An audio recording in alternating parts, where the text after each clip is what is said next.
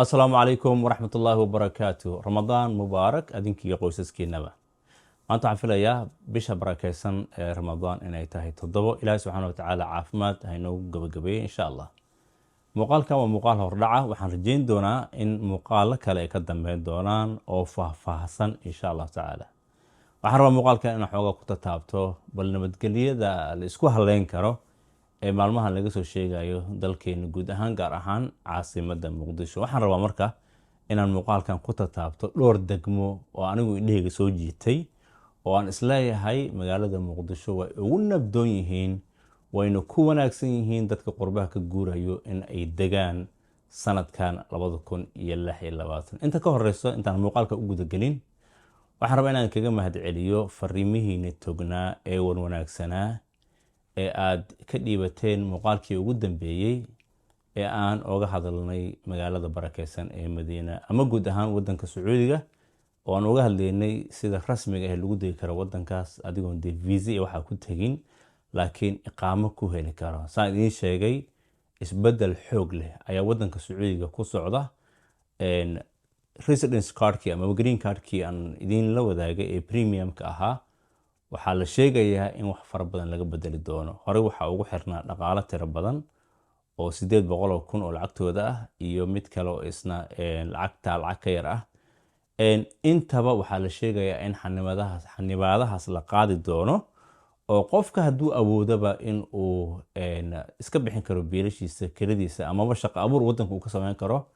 uu heli doono iqaamo rasmi ah gaar ahaan wadamada qaarkood ayaa loo ogol yahay baasaboorada haysta muuqaalo kala soo socda wadanka Sacuudiga insha Allah taala sidoo kale waxaan rajaynayaa maalmaha soo socdana in aan muuqaalo fara badan kaga soo tabin doono dhulka barakeysan anigoo isku day doono inaan bal wareysto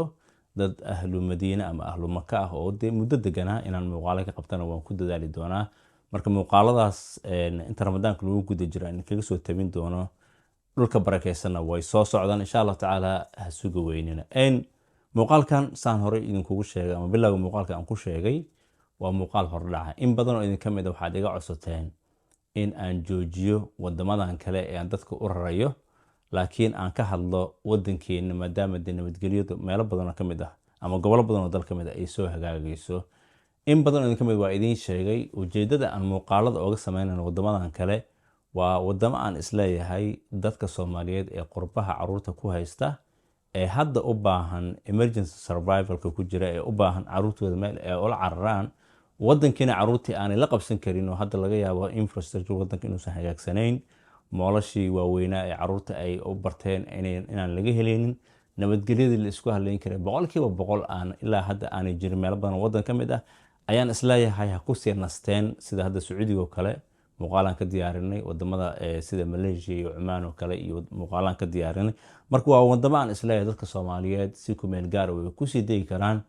inta wadankeena uu boqolkiiba boqol ka hagaagayo marka nacayb aan u qabo wadankeena ma ahan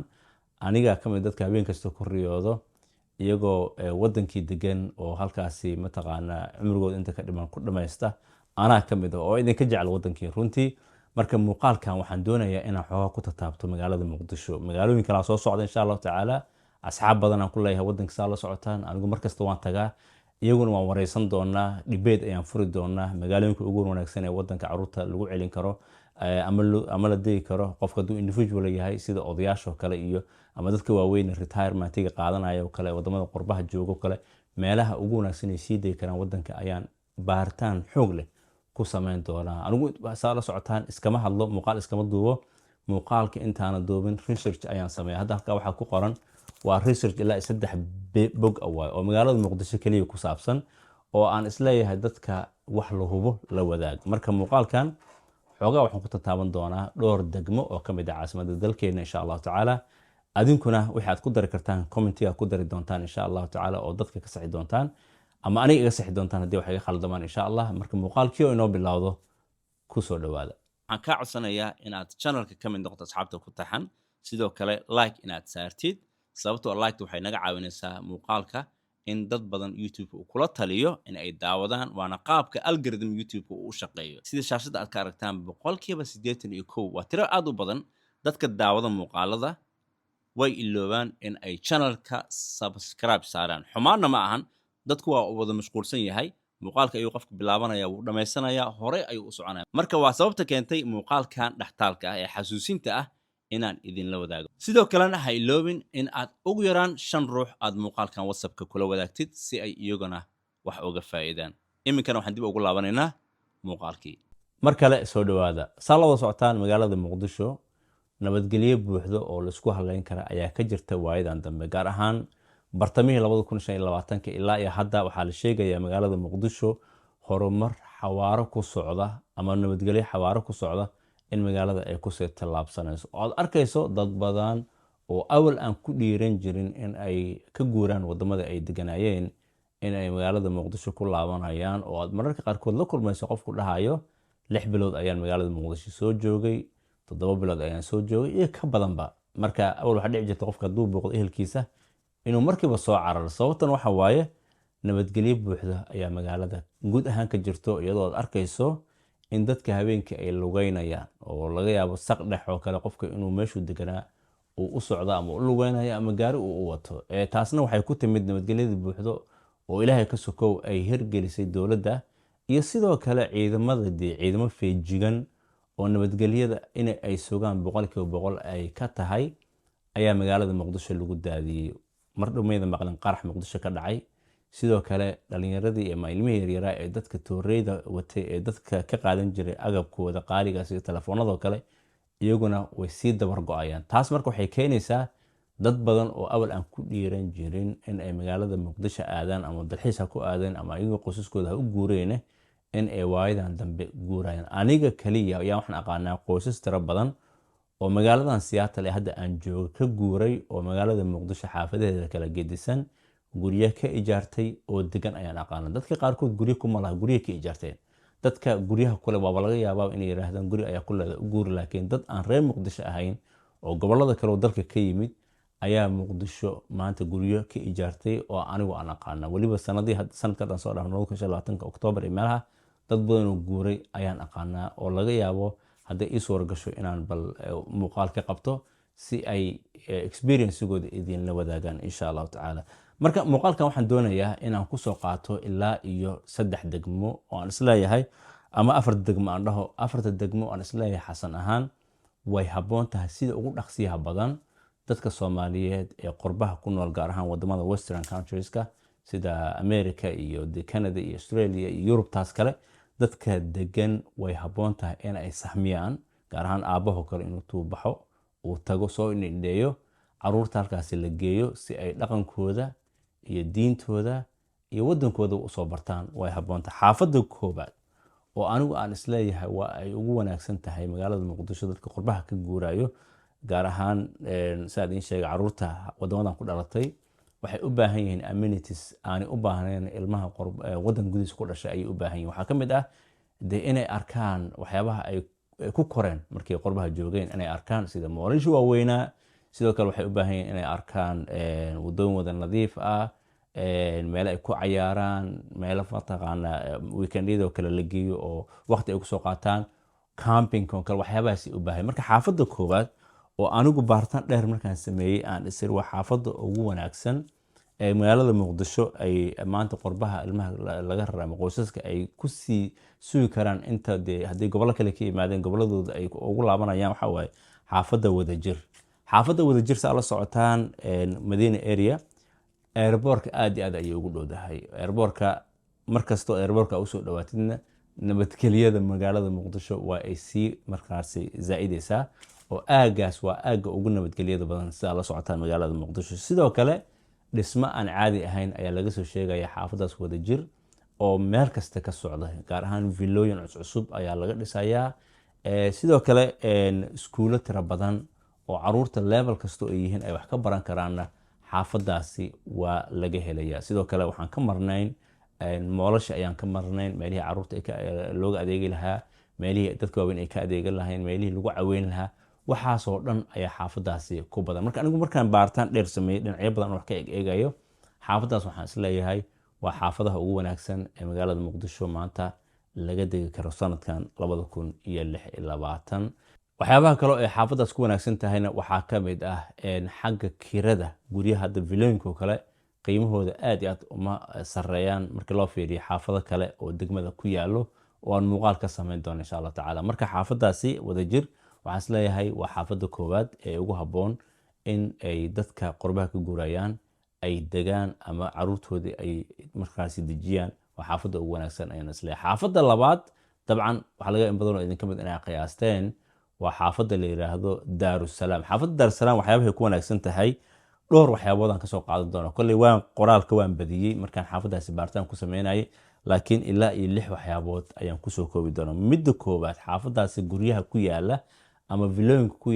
ku yaala xaafadaasi waa villooyin wada waasic ah marka la barbar dhigo degmooyinka kale ee magaalada Muqdisho. guryaha ku yaala qaabka loo dhisay ama infrastructure loo design gareeyay ayaa sidaa ahba. marka anigu maraan tagay xaafadaasi Daarusalaam runtii aad iyo aad ayaan oola yaabay guryaha ku yaala siday waasic u yihiin. sidoo kale waxaa lagu tiriyaa Daarusalaam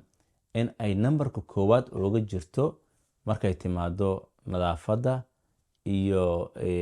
xagga qaabka wadooyinka u dhisan yihiin ama waxyaabaha la yiraahdo interlogga. markii aad fiiriso sidoo kale xaafaday ugu badan tahay weeyaan, oo xaafadaha dadka degan neighborhoodyada dadka degan ayaa iskaashaday oo ku heshiiyey in nadaafadooda ay ilaashadaan iyadoo nidaam guudna magaalada oo degmada uu ka jiro. sidoo kale xaafadaas waxyaabay ku fiicanta waxaa ka mid ah waa xaafad aan buuq fara badan lahayn marka la barbar dhigo xaafadaha kale. marka dadka jecel inay meel degan oo aan buuq lahayn ama sawaxan fara badan aan lahayn inay ku noolaadaan waa xaafada ugu wanaagsan oo isleeyahay waa ay ku noolaan karaan qoysaska doonaya inay qurbaha ka guuraan. sidoo kale waxaa lagu tilmaama xaafada Daarusalaam inay ka mid tahay xaafada ugu tayada wanaagsan waxbarashada markay timaado. sababtoo ah waxaa laga furay iskuulo tiro badan oo dad fara badan oo qurbaha wax kusoo bartay ay fureen. gaar ahaan Canada dad ka yimid aad arkaysaa oo iskuulo ku leh degmadaasi Daarusalaam. waxaad la socotaan dee dadka hadda qurbaha ka yimid oo kale Soomaaliyeed xagga aqoonta badankooda waa ay sareysaa sababtoo ah curriculumkii iyo mataqaanaa waxyaabaha ay wadaan oo wadanka ay keenayaan ayaa waxay yihiin waxyaabo tayo leh. sidoo kale qalabeynta markay timaado dadka qurbaha ka yimid iskuulada ay qalabeeyaan iyo dadka kaleeto way kala gedisan yihiin. marka waxaa inta badan la sheegaa xaafadaasi Daarusalaam xagga quality educationka ama quality schoolska in ay ugu sareyso ama kaalinta koowaad ay ku jirto marka la barbar dhigo degmooyinka kale ee magaalada Muqdisho. qodobka saddexaad oo ay xaafadaasi ku wanaagsan tahay waxa waaye meelo badan oo caruurta ay ku cayaaraan ayaa laga helaa, gaar ahaan waqtiyada holiday-yada kale ama xilliyada ciidaha kale. xaafadaha kale ee degmada Muqdisho ku yaala sida Hodan ama Wadajir ama xaafadaha kale aan soo sheegnay dadku way u yimaadaan halkaas ay u yimaadaan in caruurtooda ay ku cayaarsiiyaan. marka ay timaado madadaalada iyo waxyaabahaasna xaafadaasi waxay ku jirtaa kaalinta koowaad. qodobka kale oo aan isleeyahay xaafadaasi way ku wanaagsantahay waxa waaye xagga caafimaadka ama hospitaliska. xaafadaasi inkastoo isbitaallo waaweyn aanay ku yaalin haddana tayada isbitaalada ku yaalo ayaa la sheegayaa in ay ka mid tahay xaafadaha ugu wanaagsan ee xagga caafimaadka ama isbitaalada magaalada Muqdisho. sababtana waxa waaye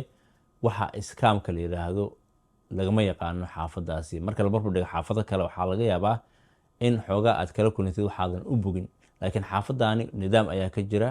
xagga isbitaalada aad iyo aad ayaa loo amaanay. dad badan oo Soomaaliyeed oo degan oo aniga aan la hadlo arrinkaas wax ka weydiiyeen waxay ii sheegeen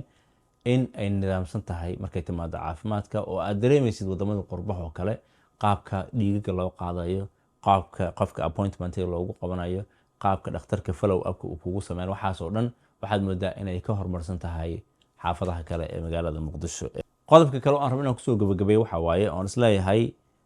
xaafadaasi dad badan way ugu guuri doonaan waxa waaye xagga new developments aan caadi ahayn ayaa ka socda degmadaasi oo mar kasta dhismo ayaa kusoo kordhayo ama meel cidlo ahayd shalay ayaa maanta guri laga dhisaya. marka degmadaasi waxay ka mid tahay degmooyinka aan isleeyahay way ugu wanaagsan tahay dadka qurbaha ka guuray in ay caruurtooda dejiyaan sanadan 2026. degmadan saddexaad ee aan kaalinta saddexaad anigu geliyey waa degmo aan isleeyahay waa wadnihii ay ka dhaqaaqaysay caasimadda. dad badan ayaa laga yaabaa in waxyaabo fara badan oo degmadan ka sheegi doono ay igu raacaan. degmada Hodan weeyaan degmada Hodan waxyaabaha ku wanaagsan waxaa ka mid ah oo lagu tilmaamo waa degmo habeen iyo maalinbo shidan oo aad iyo aad nolosheeda ay u tahay mid mataqaanaa aan boring ahayn haddaan ereygaas isticmaalo. waxyaabaha lagu tilmaamo ama sloganka degmadaasi waxaa ka mid ah busy and vibrant, yacni waa magaalo mashquul ah at the same time mashquulkeedu aanu ahayn mashquul madaxa ku xanuujinayo, waa mashquul vibrant ah oo xoogaa xayawi ama nolol ay ku jirto waaye. waxyaabaha kaloo xaafadaas ku wanaagsan waxay leedahay iskuulo aad iyo aad u wanaagsan, airportkana dabcan aad iyo aad oogama fogo. sidoo kale degmada hodan waxaa lagu tilmaamaa inay tahay central locationka, inay ku taalo bartamaha magaalada muqdisho. sidoo kale guryaha degmadaasi markay timaado ijaarkana aad iyo aad qaali uma ahaan. villo dhan ayaa laga yaabaa inaad ku heshid $500 ilaa iyo $700 ayaa laga yaabaa inaad ku heshid. degmada aan rab inaan kusoo gabagabeeyo waa degmada Waaberi. degmada Waaberi saa la socotaan waxay ka mid tahay degmooyinka magaalada muqdisho ugu ammaanka badan, sababtoo ah airportka ayay ka agdhowdahay. waxyaabaha aadka loogu tilmaamo ama dadka inta badan ay ku jecel yihiin waxaa ka mid ah dee moolal ayaa ku yaala saa la socotaan. sidoo kale iskuulo tayo leh ayaa la sheegaa, inkastoo Daarusalaam aan gaari karin xagga iskuulada, haddana iskuulada ugu wanaagsan magaalada muqdisho ayaa halkaasi ku yaalo. marka degmada Waaberi waxaan isleeyahay waxay ka mid tahay degmooyinka ugu qadiimsan magaalada muqdisho. dad badan oo Soomaaliyeed oo qurbaha ka guurana la sheegayo in ay imika degan yihiin. marka muuqaalka soo socdo waxaan isku dayi doonaa degmooyin kale oo magaalada muqdisho in aan muuqaalo ka sameyno. dad badan oo asxaabteeda ka mid ah oo degan oo markasta igu dhiirigeliya inaan magaalada muqdisho muuqaal ka sameeyo, aan khad ka soo geliyo, sidoo kale debate aan ka furno, sababtoo ah wadamadii qurbaha dadku inta badan waa ku noolaan la'yahay, gaar ahaan gobolada hadda Mareykanka tusaale haddaan soo qaadano. gobolada qaarkood iskuuladii caruurta way dhigan la'yihiin, waxyaabo fara badan oo dhaqankeena iyo diinteena aan u wanaagsanayn ayaa inta badan caruurta la baraa. marka qof kastoo muslim ah ama Soomaali ah waxa uu rabaa meel ka wanaagsan meeshaasi inuu caruurtiisa geeyo. marka haddii wadankeena inoo hagaago 100% ilaahay inoo hagaajiye